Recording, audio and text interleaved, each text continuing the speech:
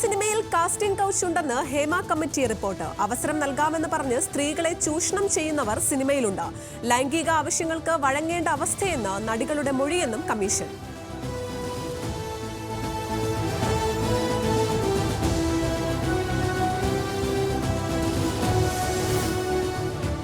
Hema committee report ഉടൻ പുറത്തുവിടണമെന്ന് വിവരാവകാശ commission. സ്വകാര്യ വിവരങ്ങളല്ലാതെ ഒന്നും മറച്ചുപിടിക്കരുത്. റിപ്പോർട്ടിലുള്ളത് പരാതിക്കാരിയുടെയും സാക്ഷികളുടെയും മൊഴികൾ മാത്രം. ആർക്കെതിരെയാണ് പരാതി എന്ന സൂചന പോലും ഇല്ല. 1 കോടി ചിലവാക്കി സർക്കാർ ഹേമ കമ്മിറ്റി രൂപീകരിച്ചത് സിനിമാ മേഖലയിലെ സ്ത്രീകളുടെ പ്രശ്നങ്ങൾ പഠിക്കാൻ.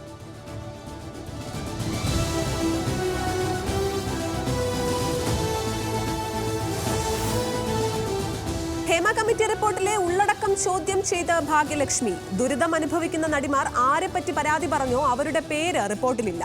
ഈ സംവിധാനം ഒരിക്കലും നന്നാവില്ലെന്ന് മാലാ പാർവതി.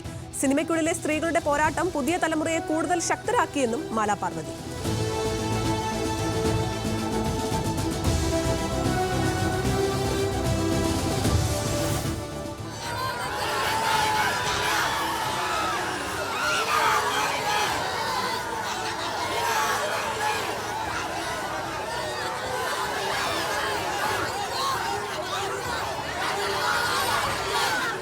ഞായറാഴ്ചയും തന്നെ ഈ പള്ളിയിൽ വന്ന് ഞങ്ങളോടൊപ്പം ഞങ്ങളുടെ അച്ഛന്മാരുടെ കുർബാന കൈമൊത്തി പോണവരാ അവർ കേസ് കൊടുത്തേക്കണത്. കള്ളന്മാർക്ക് കോട്ടയത്തുനിന്ന് കള്ളപ്പണം വന്ന് കിട്ടിയപ്പോൾ അവർ കേസ് കൊടുത്തേക്കണത്. ഞങ്ങൾ കഷ്ടപ്പെട്ട് കല്ലും മണ്ണും മണലും ചുമന്ന് പണിത പള്ളി. മഴവന്നൂർ സെന്റ് തോമസ് യാക്കോബായ സുറിയാനി കത്തീഡ്രൽ പള്ളിയിൽ സംഘർഷം. വിധി നടപ്പാക്കാനുള്ള ശ്രമം ഉപേക്ഷിച്ച് പോലീസ്. പള്ളിയുടെ അകത്ത് പ്രതിഷേധിച്ച് യാക്കോബായ വിശ്വാസികൾ. യാക്കോബായ വിഭാഗത്തിന്റെ പള്ളി ഓർത്തഡോക്സ് വിഭാഗത്തിന് കൈമാറാമെന്ന് കോടതിയുടെ വിധി.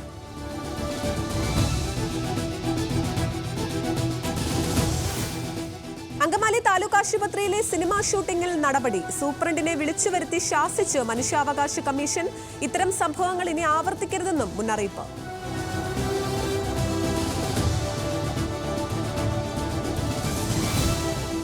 ഹൈറിച്ച് തട്ടിപ്പിൽ മുഖ്യപ്രതി പ്രതാപന്റെ ഭാര്യ ശ്രീന പ്രതാപനെ ഇഡി വീണ്ടും ചോദ്യം ചെയ്യും. പ്രതാപനെ കസ്റ്റഡിയിൽ ആവശ്യപ്പെടാൻ അപേക്ഷ സമർപ്പിക്കാൻ ഇഡി. ഡിജിറ്റൽ കറൻസി തട്ടിപ്പിലൂടെ പ്രതികൾ വിദേശത്തേക്ക് കടത്തിയത് 1200 കോടിയോളം രൂപയെന്ന് ഇഡി. കൊച്ചിയിൽ യൂസ്ഡ് കാർ ഷോറൂമായ റോയൽ ഡ്രൈവിൽ കള്ളപ്പണ ഇടപാട് നടന്നതായി കണ്ടെത്തൽ. ഇന്ത്യൻ ക്രിക്കറ്റ് താരങ്ങളും മലയാള സിനിമാ താരങ്ങളും തട്ടിപ്പിന് കൂട്ടുനിന്നു. കണ്ടെത്തൽ ഇഡിയും ആദായ നികുതി വകുപ്പും നടത്തിയ പരിശോധനയിൽ.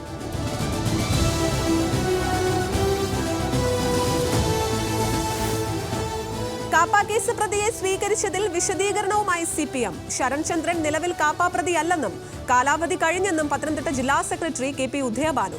കേസുകൾ വന്നത് RSSൽ പ്രവർത്തിക്കുമ്പോഴെന്നും വിശദീകരണം. സ്വീകരിച്ചത് തെറ്റായ മാർഗം ഉപേക്ഷിച്ച് വന്നവരെയെന്ന് മന്ത്രി വീണ ജോർജ്.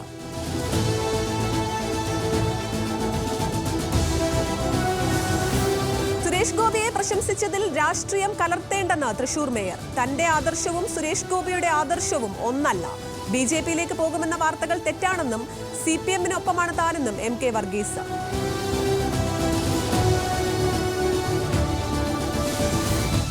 പ്രതിഫലിപ്പിച്ച ജവഹർലാൽ നെഹ്റുവിന്റെ പാർട്ടിയാണ് ഇത് എന്നുള്ളത് കണ്ടെത്തുക.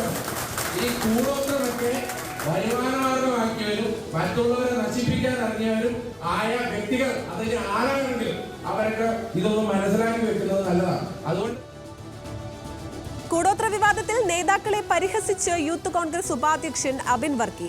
പണിയെടുക്കാതെ കൂടോത്രം ചെയ്താൽ പാർട്ടി ഉണ്ടാകില്ലെന്ന് പരിഹാസം. കൂടോത്രം സ്ഥിര വരുമാനമാക്കിയവർ പാർട്ടിക്ക് നാണക്കേടെന്നും വിമർശനം.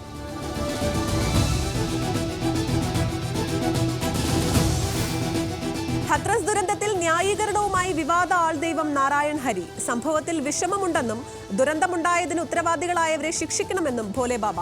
ദുരന്തം നടന്ന് 4 ദിവസത്തിന് ശേഷമാണ് പ്രതികരണം വന്നിരിക്കുന്നത്. അന്വേഷണത്തോട് സഹകരിക്കുമെന്ന് ബാബയുടെ അഭിഭാഷകൻ സൂരജ് പാൽ Singh.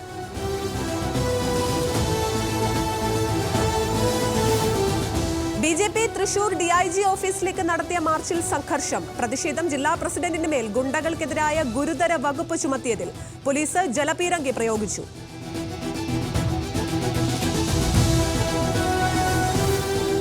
യൂറോകപ്പിൽ France Spain semi final. പോർച്ചുഗലിനെ ഫ്രാൻസ് മറികടന്നത് പെനാൽറ്റി ഷൂട്ടൌട്ടിൽ.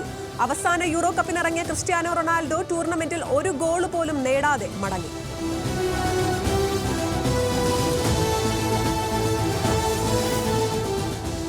ലോകകപ്പിൽ സെമി ലൈനപ്പ് ഇന്നറിയാം. ക്വാർട്ടറിൽ ഇംഗ്ലണ്ട് ഇന്ന് സ്വിറ്റ്സർലാൻഡിനെ നേരിടും. മത്സരം രാത്രി 9:30. നെതർലാൻഡ്സിന് തുർക്കി എതിരാളികൾ.